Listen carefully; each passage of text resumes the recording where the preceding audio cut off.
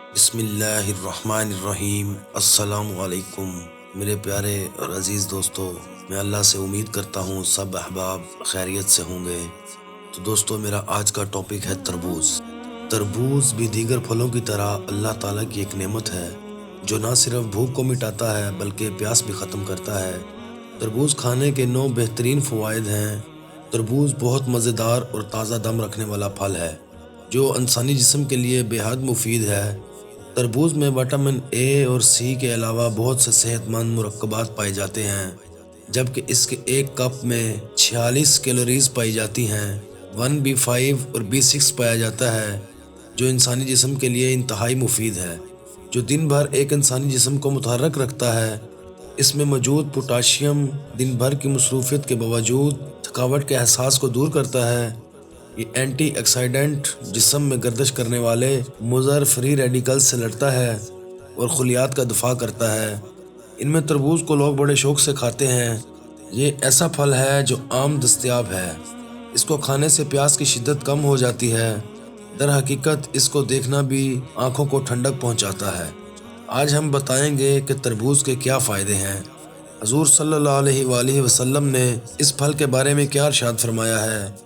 तरबूज ना सिर्फ गर्मियों में ताजगी पैदा करता है बल्कि ये जिस्म को विटामिन ए, बी, सी के साथ पोटाशियम और कई फ़ायदे फराहम करता है। अमूमन लोग तरबूज को ज़ुबान का जायका तब्दील करने, पानी की कमी दूर करने और हाजमा के लिए इस्तेमाल करते हैं। माहिरीन का कहना है कि तकरीबन 90% तरबूज के अंदर पानी होता है जो गर्मियों में हाइड्रेट रखने के लिए बहुत मुफीद है। ये इंसानी सेहत के लिए बेहतरीन ग़िज़ा है।